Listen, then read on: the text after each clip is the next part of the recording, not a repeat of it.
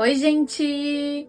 Vamos para o capítulo 4 do livro Orgulho e Preconceito, de Jane Austen.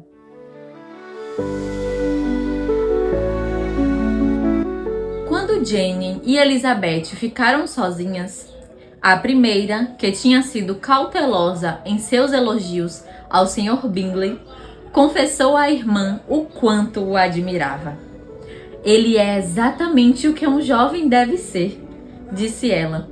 Sensato, bem-humorado, animado, e nunca vi modos tão corteses, tão simples, com tão perfeita boa educação. E é bonito também, replicou Elizabeth. O que um jovem também deve ser, obviamente, se possível. Dessa forma, ele é um homem completo. Fiquei muito lisonjeada quando veio me pedir para dançar uma segunda vez. Não esperava semelhante cortesia. Não esperava? Eu a esperava por você. Mas essa é uma das diferenças entre nós. Os elogios sempre a apanham de surpresa, enquanto a mim, nunca. O que poderia ser mais natural que ele pedir para dançar mais uma vez? Ele não conseguiria ver que você era 5 vezes mais bonita que qualquer outra mulher no salão. Não há por que se entusiasmar por esse galanteio. Bem, ele é realmente muito simpático e lhe permito que goste dele. Você já gostou de tantas pessoas mais estúpidas? Querida Lizzie, você tem, bem sabe, enorme capacidade para gostar das pessoas em geral. Nunca vê defeitos em ninguém. Todos são bons e agradáveis aos seus olhos.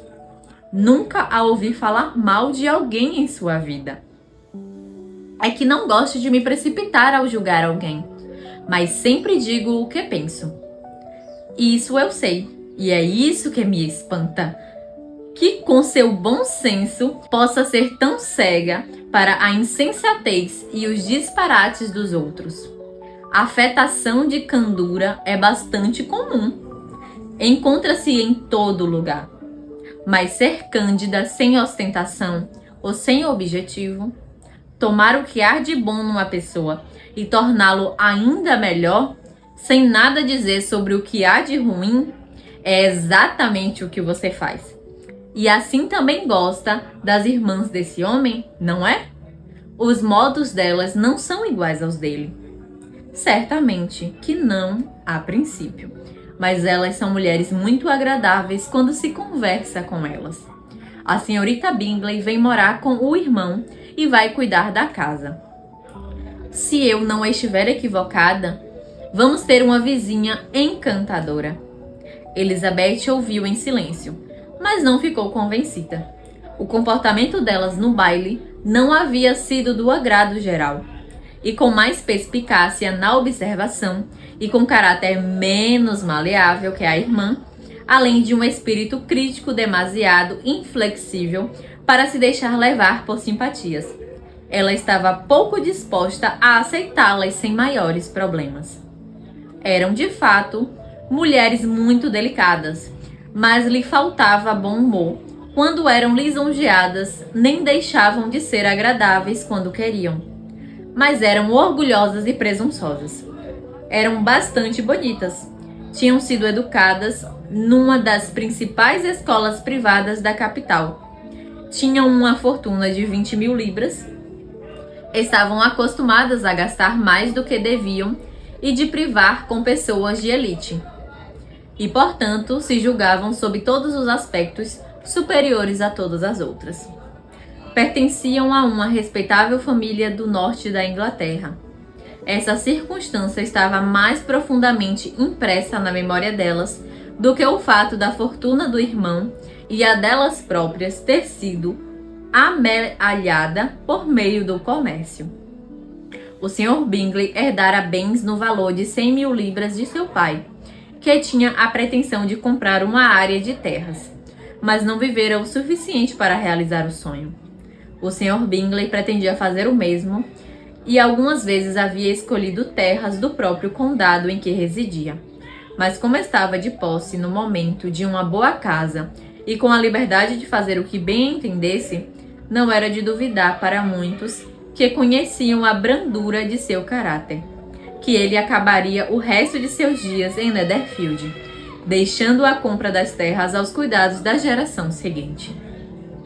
Suas irmãs desejavam muito que ele fosse dono de terras, mas embora de momento não passasse de um simples locatário, nem a senhorita Bingley se fazia de rogada em presidir a mesa, nem a senhora Rush, que se casara com um homem da alta sociedade, mas sem fortuna, estava menos disposta a considerar como sua a casa do irmão, sempre que isso lhe conviesse.